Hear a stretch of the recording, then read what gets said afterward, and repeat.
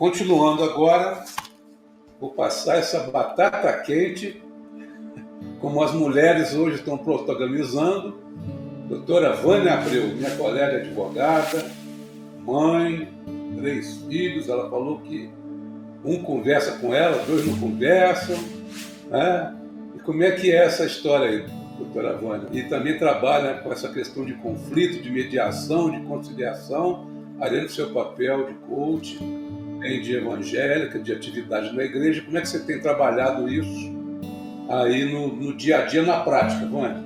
Boa noite. Fala um pouquinho de você, da sua vida, aí, da sua formação, e o que você pode trazer para a gente para aprofundar essa conversa tão maravilhosa.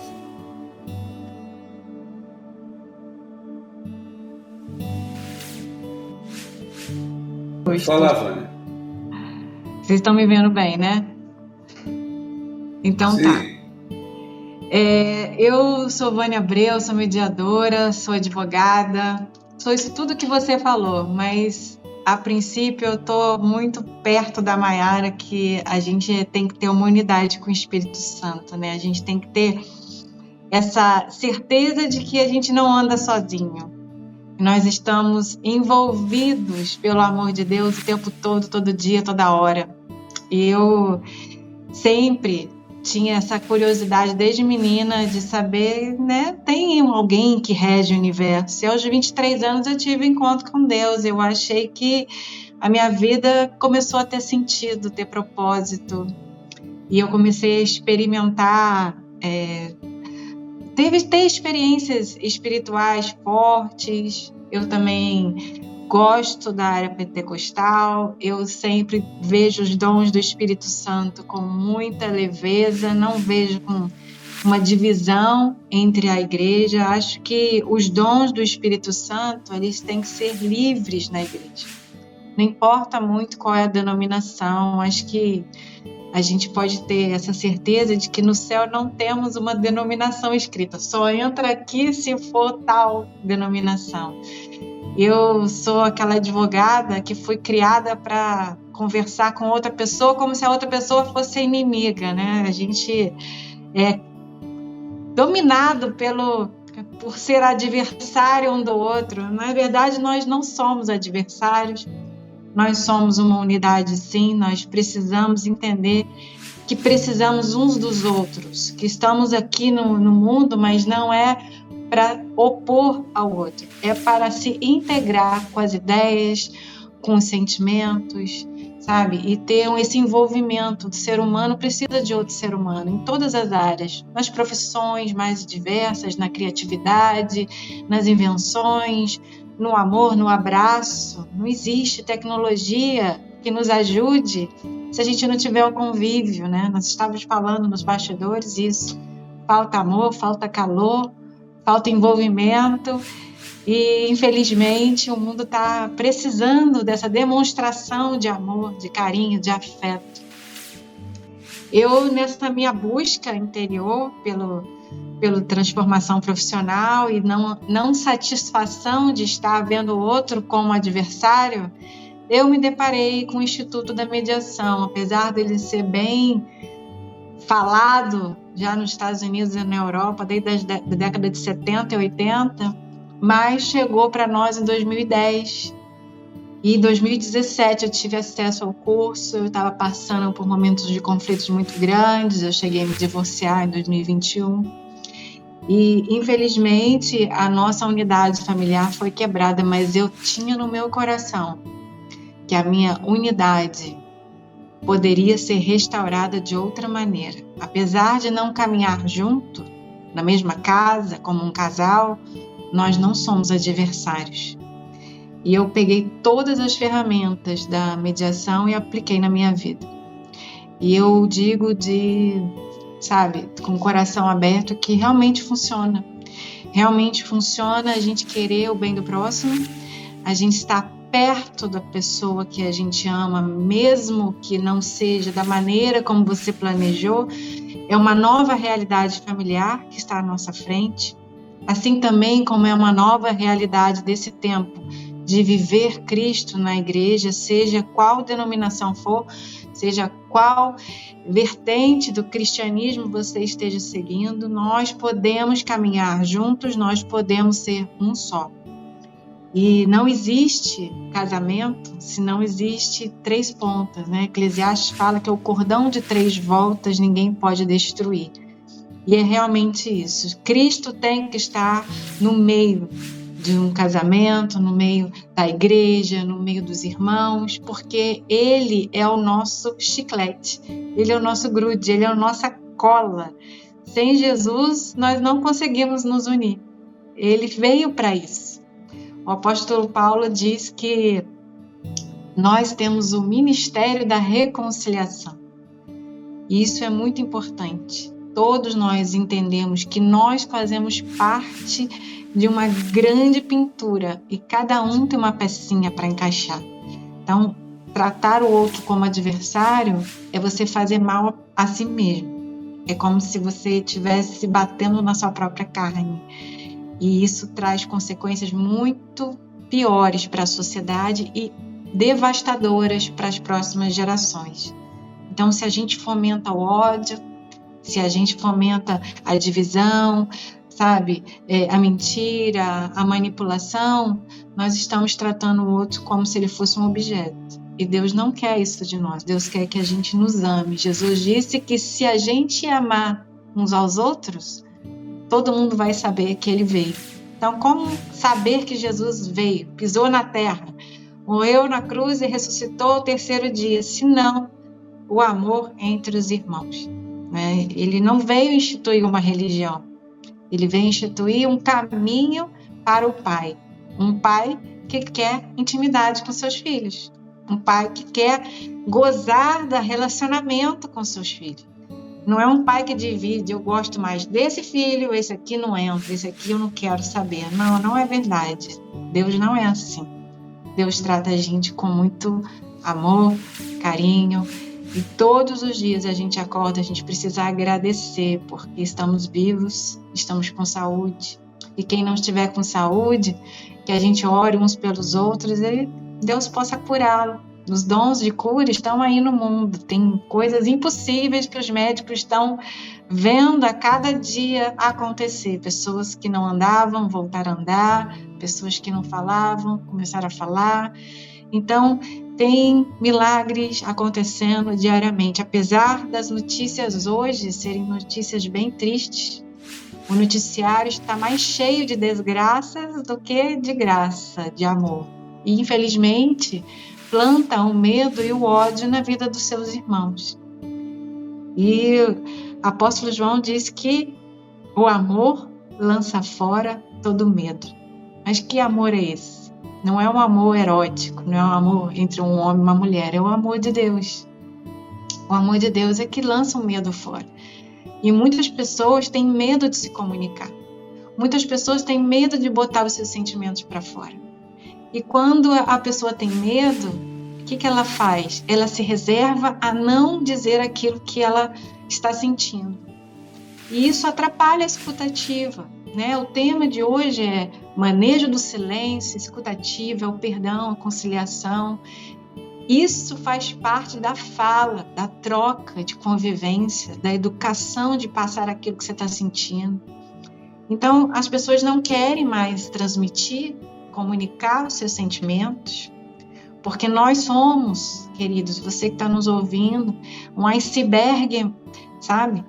Na pontinha do iceberg fica para fora e a gente vê o tamanho do iceberg, mas o iceberg, na verdade, ele é enorme para baixo da superfície. E assim é o nosso sentimento também. Nossos sentimentos são escondidos.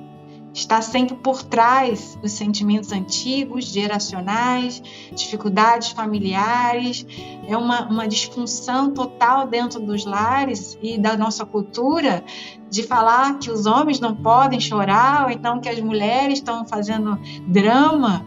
Não é drama, sabe? A gente precisa expor os nossos sentimentos, mas não com gritaria, não com desrespeito, não falando da maneira que queremos, do jeito que queremos, né? A gente pode aprender uns com os outros a ter educação, a usar a comunicação não violenta. É uma tática hoje, está difundida hoje na internet, Você que tem dificuldade de falar, tem raiva na sua fala, trate suas emoções, a frustração do seu sentimento é que leva à raiva.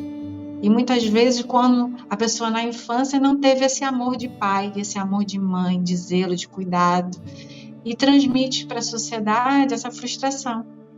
Ou com a raiva, ou com o silêncio, dizendo que não está tudo bem comigo. E muitas vezes eu vejo que as famílias não estão bem. As famílias não estão, se inteirando do que está acontecendo no particular, no quarto. Os filhos estão muito afastados.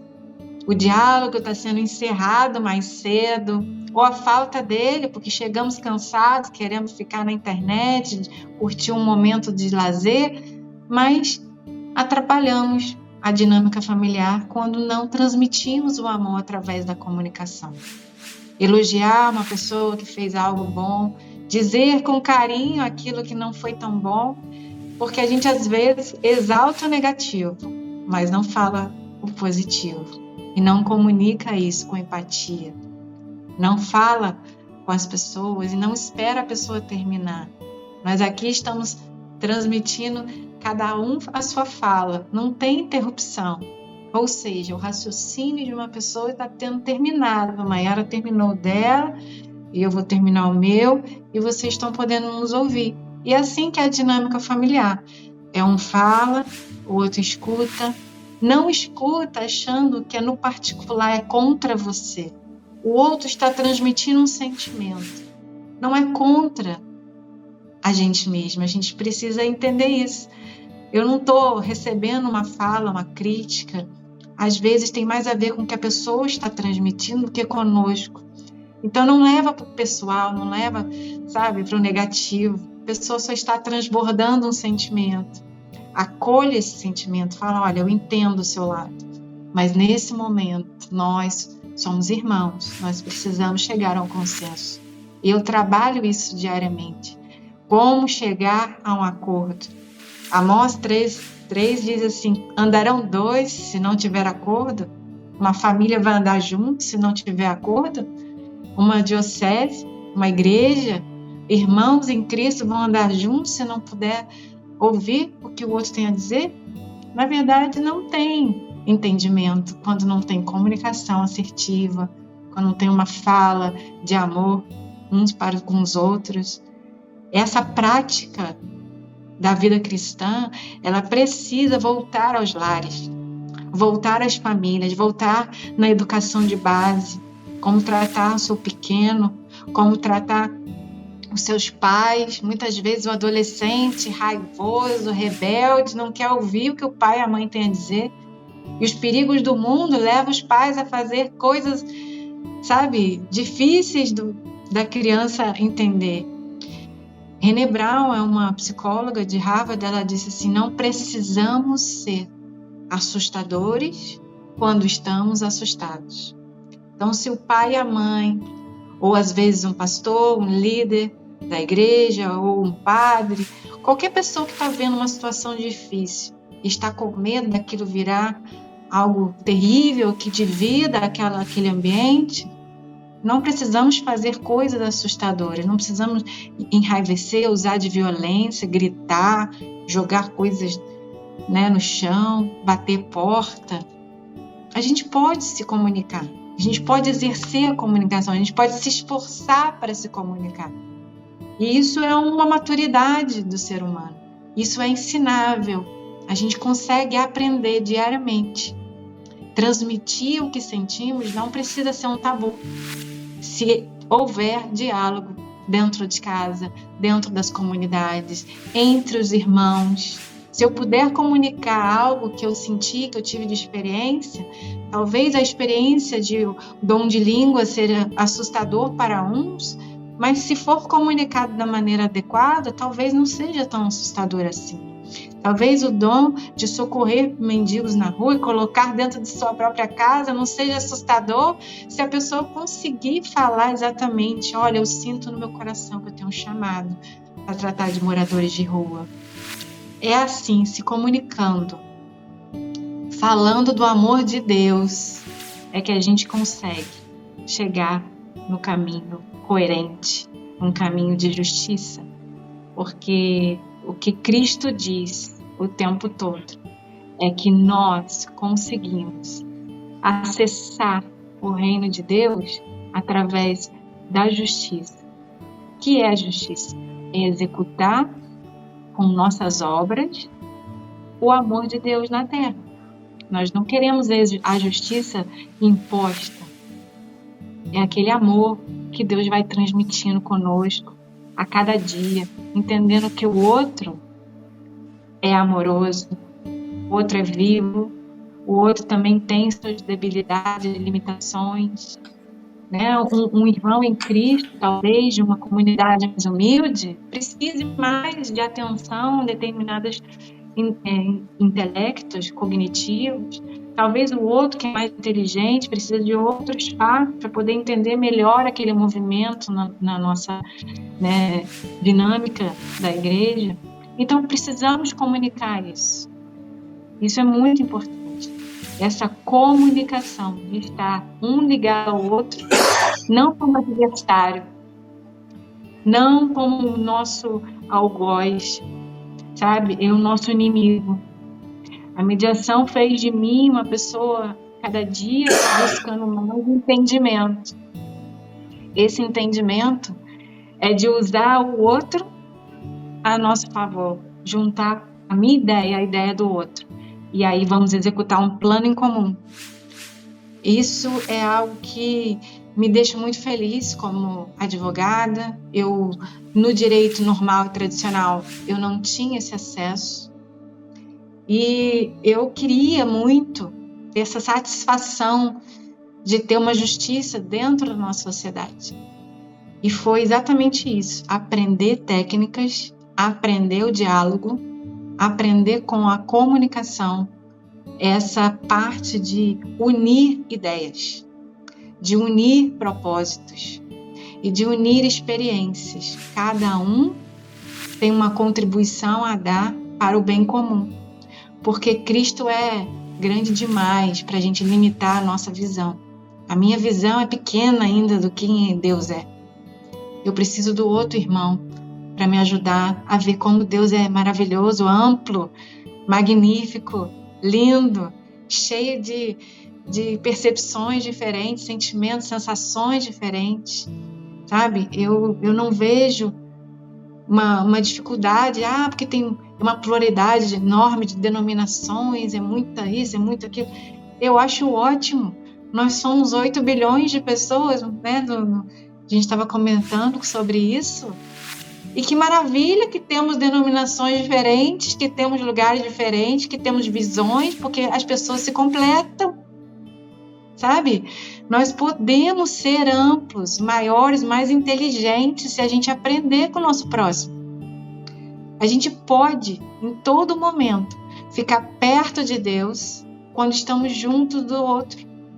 Quanto mais junto do nosso irmão, mais Deus pode ser revelado, sabe? Revelado na sociedade, revelado no amor, no carinho. Quem não sofre vendo crianças sendo bombardeadas? Quem não sofreu vendo aquele menino na Síria quando se afogou? Quem não sofre com as crianças que têm dificuldade de ir para a escola porque os pais estão presos ou drogados? A gente trabalha com o direito, a gente sabe como as famílias estão desestruturadas, mas estão desestruturadas porque falta Cristo nos lares, falta o amor fraterno, falta a comunhão, sabe? Falta a oração na hora do almoço, abençoar a sua comida, abençoar o seu jantar. Falta um pouco nas escolas de uma oração, o Pai Nosso. Por que não oramos mais dentro das escolas? Por que não podemos mais fazer uma simples oração, igual teve uma oração aqui de abertura? Por que nós não fazemos isso corriqueiramente nas lideranças das nossas cidades, dentro dos municípios, das prefeituras, dentro das delegacias, sabe? Em qualquer ambiente onde o ser humano está, a oração é bem-vinda. A presença do Espírito Santo está em todos os lugares, mas ele pode agir no coração daquele que se abre, no coração daquele que busca a justiça. Essa é uma função, Mateus 5 fala, né, que os mansos herdarão a terra. Não são as pessoas violentas que vão herdar o dia a dia aqui, o ambiente. O ambiente se faz de pessoas mansas, pessoas que têm coerência no agir, no falar, no ouvir o próximo. É dessa maneira que nós vamos ganhar os territórios. Eu não estou dizendo território físico, estou falando de territórios espirituais, lugares tenebrosos onde as trevas comandam, até uma carceragem, eu acredito. Que se você chegar com o Espírito Santo de Deus no seu coração, você é a maioria. Qualquer pessoa que tem o Espírito Santo no seu coração, ele é maioria no ambiente de trevas. E se juntar 2 ou 3 que orem em nome de Deus e falem do amor de Deus, também vai ser maioria. E toda uma cidade pode ser tomada se a gente se unir.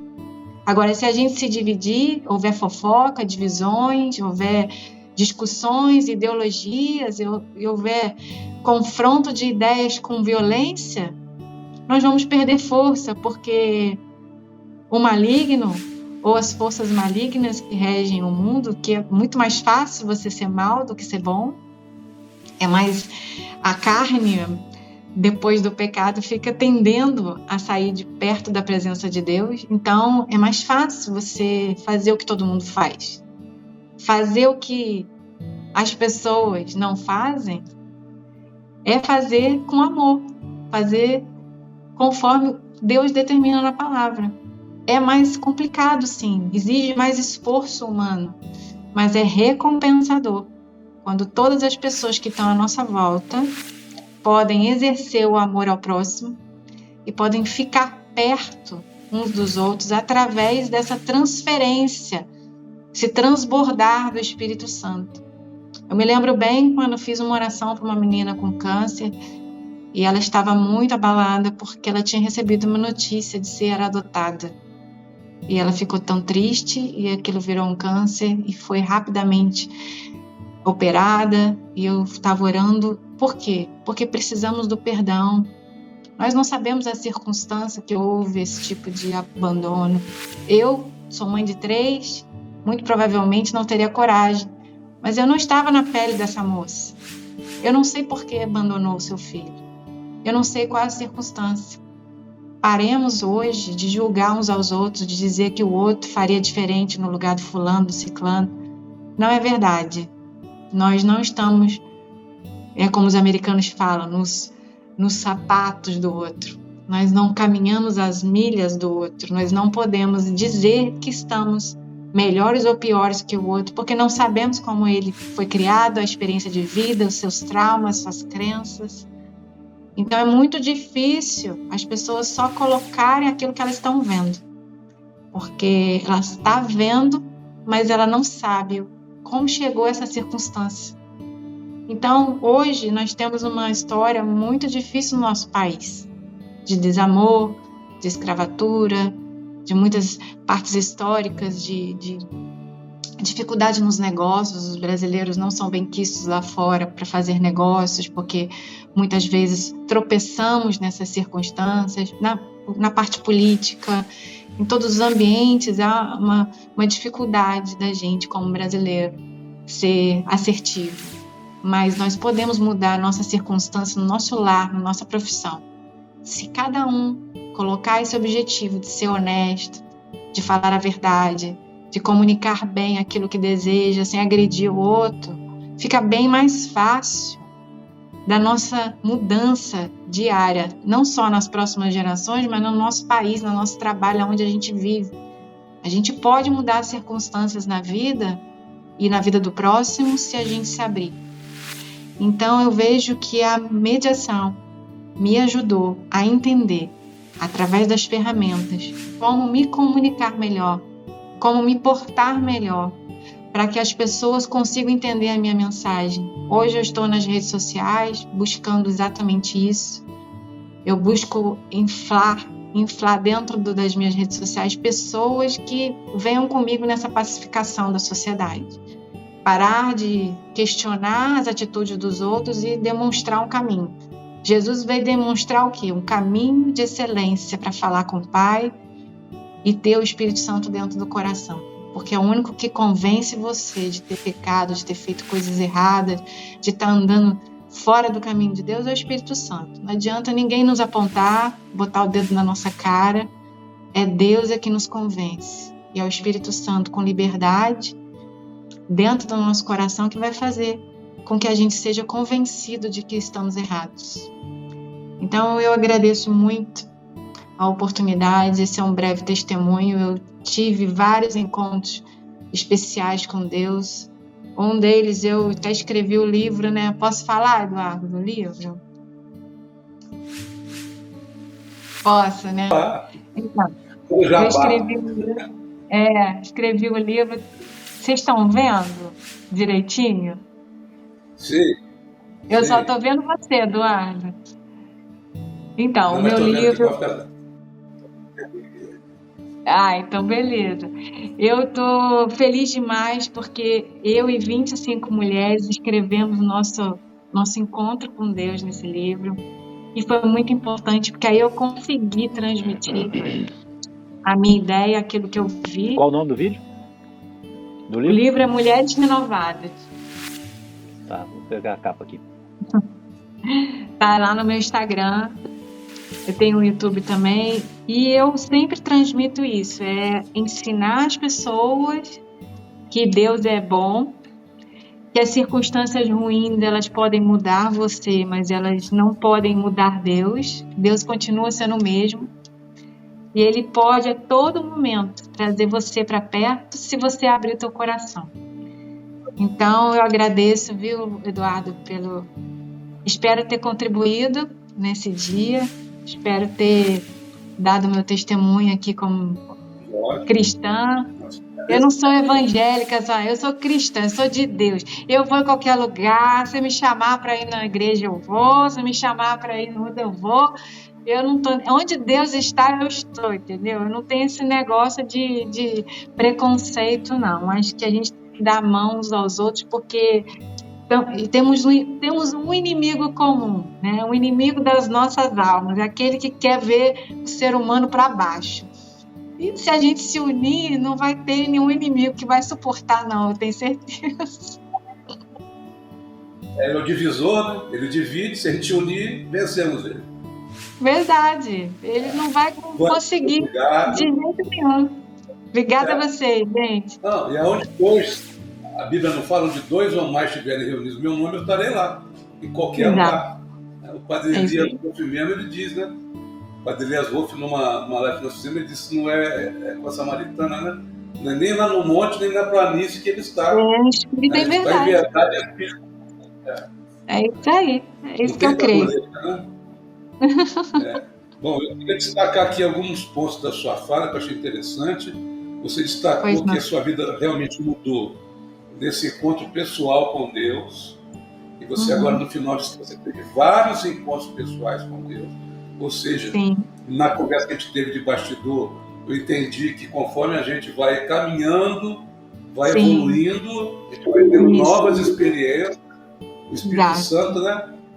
A Bíblia fala também que até morrer, né? Seremos muitas. Vai revelando muitas coisas, né? Exato. Entendi que é a importância desse encontro pessoal com Jesus para que a gente tenha essa metanoia, essa transformação. E isso é muito pessoal, cada um vai ter o seu próprio encontro, a sua própria realidade, o seu próprio momento. E a gente vai ter que respeitar isso. E aí vem as igrejas, as designações, cada um encontra aonde Deus quiser que não somos nós que vamos dizer onde vai acontecer. Uma coisa que eu achei interessante, você falou, não precisamos ser assustadores quando estamos assustados. É uma fala da Brené Brown, isso aí. A gente tem que ter postura, né? A gente não precisa... Na emoção, né? A pessoa joga para fora de uma maneira bem violenta. Não precisamos fazer isso. Eu estava até dizendo para ela, Maria podia complicar toda a vida de Jesus, se ela fizesse fofoca, ela acabava com o plano, né? Porque ela fala, olha só, o Júlio está roubando, o outro quer ficar, o Tiago quer o seu 01, o Pedro fala que vai ficar contigo, mas está correndo. Quer dizer, ela ficava quietinha, guardava. Às vezes você tem que fazer silêncio para evitar de falar. Contar de 1 até 10, né? Como diz o outro, né? É verdade. Conta de 1 até 10. Eu tinha um amigo que tinha na carteira dele um sinal, um semáforo, para, pensa para depois falar. Aí quando ele ficava bravo, ele tirava aquele cartãozinho, olhava, ele contava de 1 até 10, parava, pensava para depois ele falar. Também você colocou aqui que a igreja começa em casa, né? Sim. A igreja começa em casa, a igreja doméstica. Depois, se eu tiver um lar, uma casa tranquila, Sim. aí eu vou para minha comunidade, etc e tal. Uhum. E aquela questão que você falou, que a fé sem obras é morta, né? Se eu não Exato. consigo fazer essa minha lição de casa, como é que eu vou dizer que eu estou vivendo a fé? É Sim. hipocrisia, é contra-testemunho. Né? E aquela questão que ele estava falando, nós somos 8 bilhões de pessoas no mundo. Cristãos, nós somos 2,100 bilhões. Menos de 30%. E qual é a missão que o Senhor nos deu? Ide pelo mundo e pregai o Evangelho. Quer dizer, 70% do mundo não conheceu o Evangelho, porque a gente está perdendo tempo brigando com quem já é batizado. E aí o nosso contra-testemunho é complicado. Que Deus é esse? Que eles não se entendem lá. Que Jesus é esse? E também a gente não está dando o testemunho nosso de ação. Né? Porque os cristãos eram conhecidos como eles se amavam, como exemplo de amor, de perdão, de reconciliação, né? De amor aos últimos. E a gente não está dando esse testemunho, né? Porque às vezes o exemplo é mais do que palavras, né?